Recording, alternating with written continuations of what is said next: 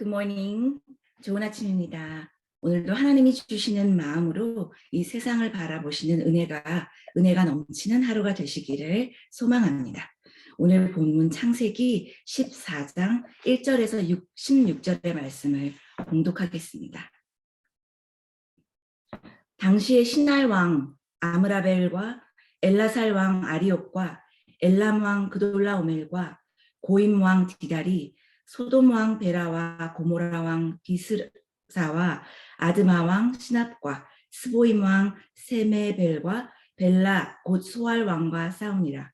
이들이 다 시딤 골짜기 곧 지금의 염해에 모였더라.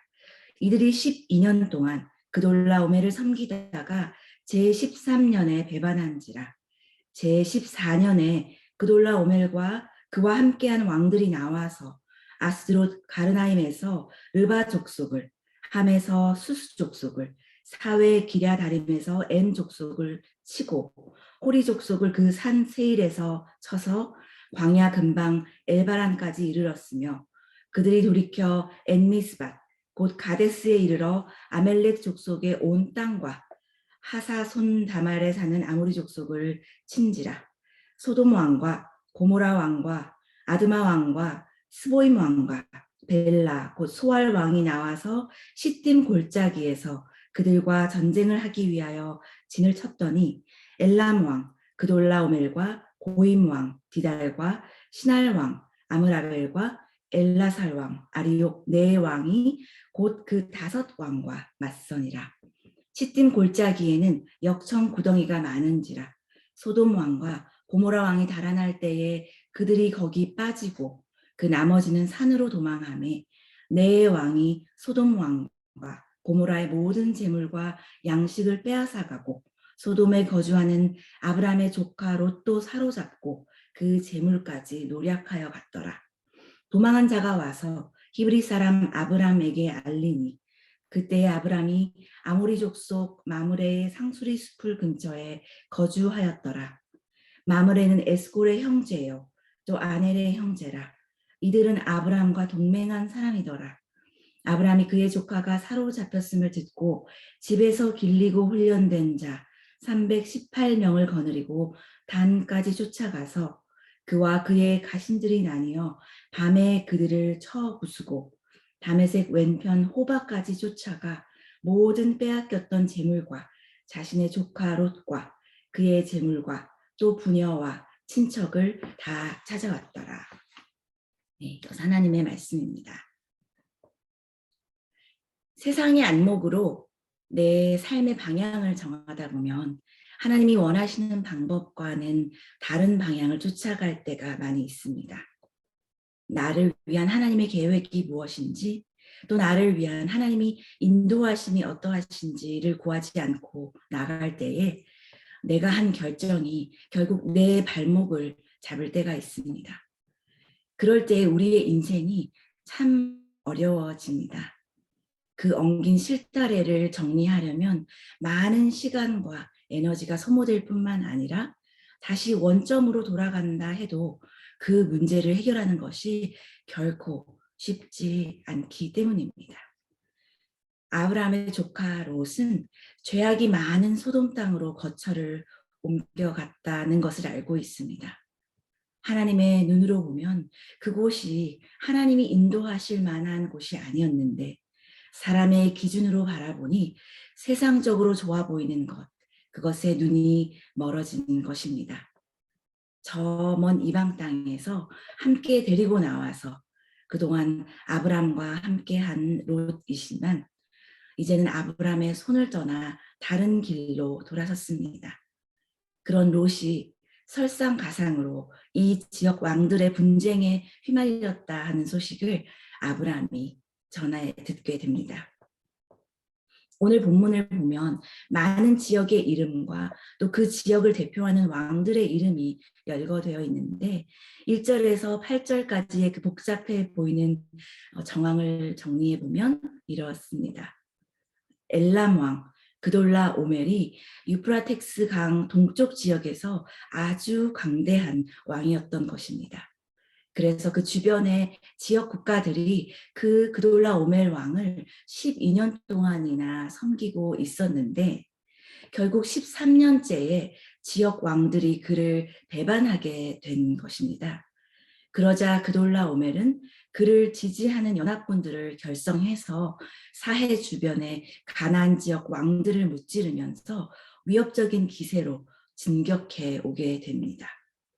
그를 배반한 소돔과 고모라의 왕도 가나안 지역, 그 5지역의 왕의 연합군을 결성해서 맞서 싸울 준비를 하게 되고, 그래서 그 두 연합군은 그돌라 오멜이 이끄는 네 왕의 연합군과 소돔과 고모라 왕이 이끄는 그 5왕의 그 연합군이 맞서 시딤 골짜기에서 전쟁을 벌이게 되었다 하는 정황입니다.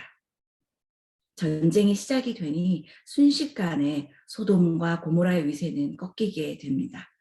오히려 시딤 골짜기는 소돔과 고모라의 그 땅과 근접한 지역이므로 그 지세에 더 익숙한 그들에게 유리했음에도 불구하고 그 전쟁에서 소돔과 고모라는 철저히 패하게 됩니다.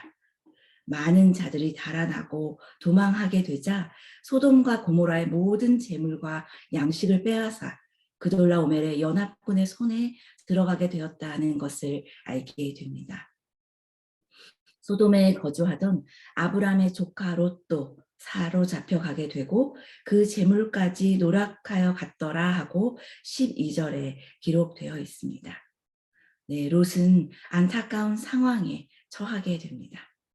본인이 일으킨 전쟁은 아니지만 롯의 눈에는 여호와의 동산과 같이 애굽의 땅과 같이 풍요롭고 좋아 보였던 이 소돔 땅에 발을 들여놓은 결과가 이렇듯 전쟁을 겪게 되고 전쟁에서 모든 재산을 잃게 되고 포로되어 사로잡혀가는 결과를 낳게 되었다는 것입니다. 이 소식을 전해 들은 아브람은 롯을 구하기 위해 그 또한 동맹군, 연합군을 결성하게 됩니다. 13절에 도망한 자가 와서 히브리 사람 아브람에게 알리니 라고 기록되어 있습니다. 도망한 자는 아마도 롯에 속한 자이고 아브람을 아는 누군가였을 것입니다. 그런데 여기 처음으로 히브리 사람이라는 말이 등장합니다. 아브람이 히브리 사람이라는 호칭으로 등장하는데 이 수식어가 구약 이 본문에서 처음으로 사용이 되었습니다. 아브람의 출신을 말하려고 한다면 오히려 갈대아 우르 사람 아니면 이제 마므레에 정착을 하였으니 마므레 사람이라고 지역 이름을 사용해도 되었을 텐데 왜 갑자기 히브리 사람이라는 말이 등장했을까 생각해 보게 됩니다. 가나안 족속들, 즉 주변 지역의 이방 족속들과 하나님이 택한 사람인 아브라함의 가족을 차별화하기 위하여 사용되었다라고 보기도 하고 또 히브리 사람이라는 원어 자체의 의미가 하나님께서 강 저편에서 이끌어낸 사람이다라는 뜻이 있기에 이방 신을 섬기던 갈대아 우르에서 하나님의 구원의 인도하심으로 이끌림을 받아 강을 건너 구원을 받은 사람이다라는 뜻으로 볼 수 있다는 것입니다. 그러나 이 양쪽의 모든 의미, 이방 족속과의 그 차별화이건 또 강을 건너와 구원을 받은 사람이다라는 뜻이건 아브라함과 함께 하시는 하나님, 특별히 아브라함과 언약적인 관계로 이끌어 주시는 하나님의 그 신실하심이 반영된 그러한 수식어라고 생각이 됩니다.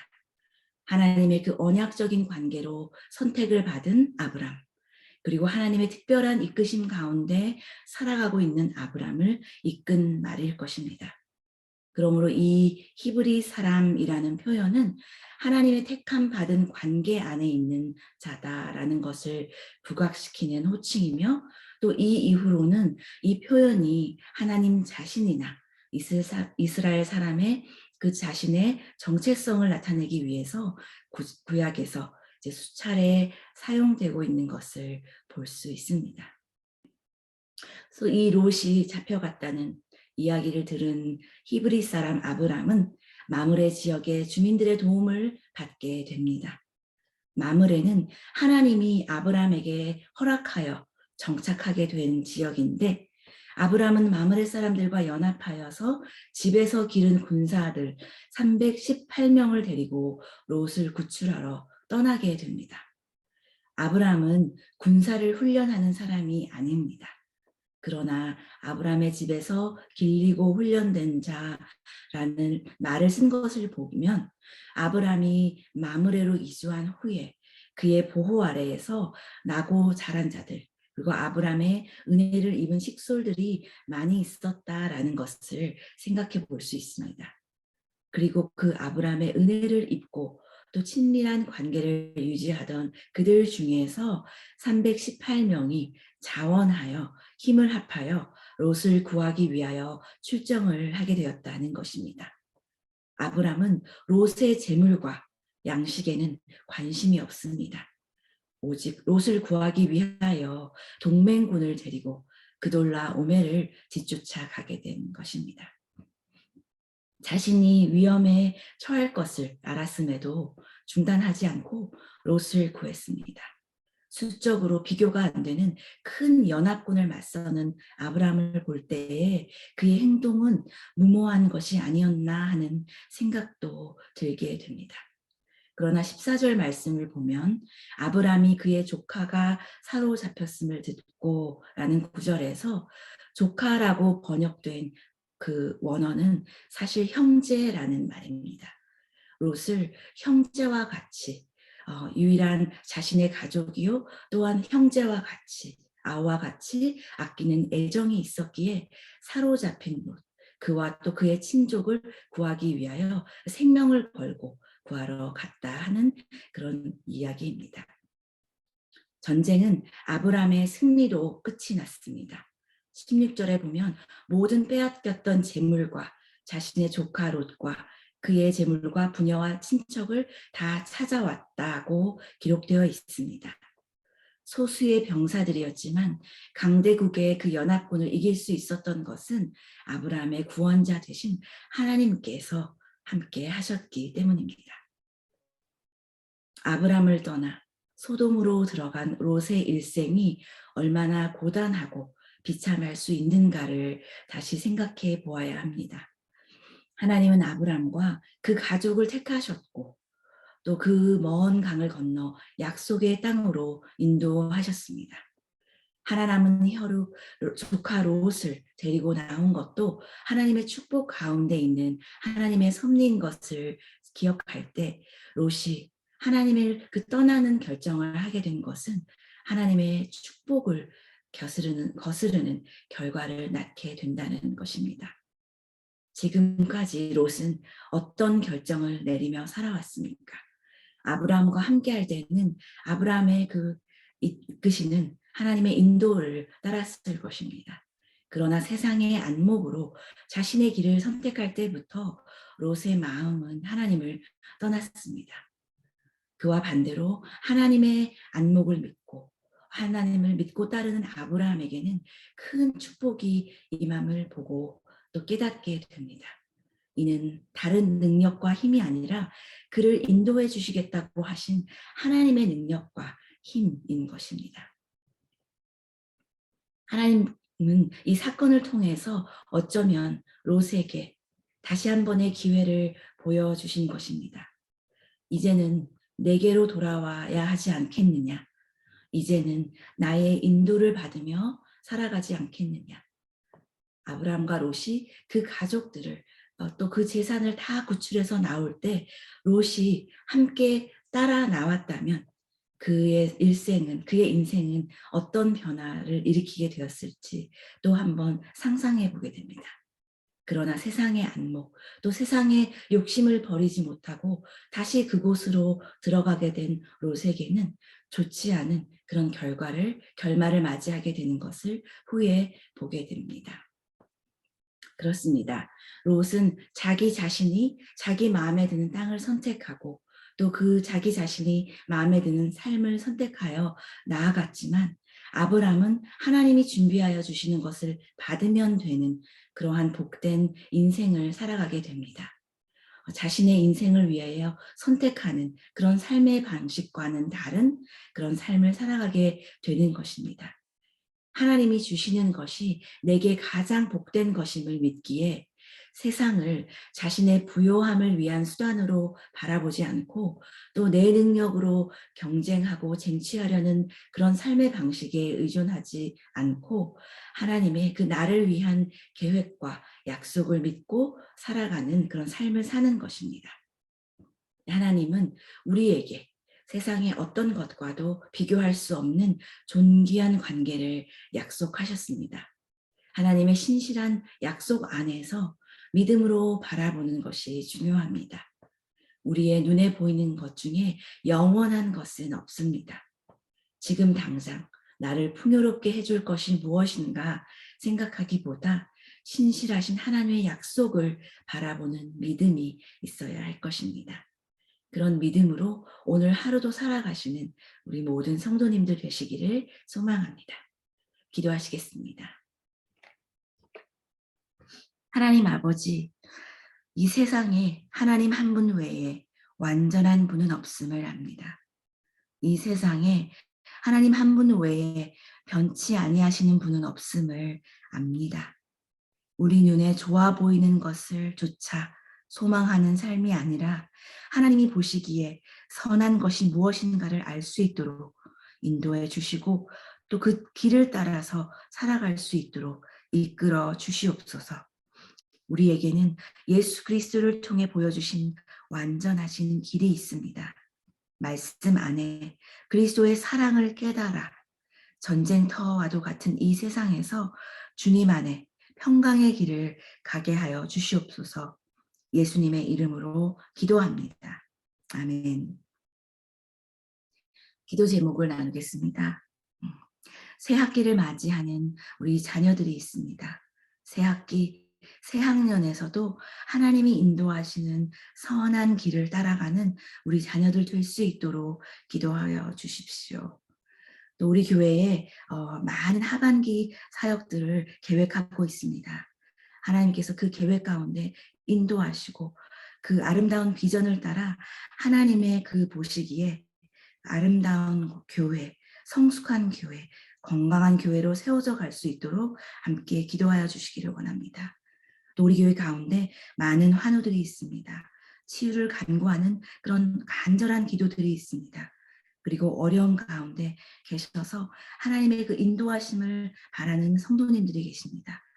하나님, 우리가 합심하여 이 환우들을 위하여 치유하는 기도, 또 어려운 가운데 계신 성도들을 위하여 중보하는 기도를 올려드릴 때에 하나님의 은혜를 체험하는 그런 귀한 우리 교회 될 수 있도록 함께 기도하여 주시기를 원합니다. 다 함께 기도하시며 일상으로 나아가시겠습니다.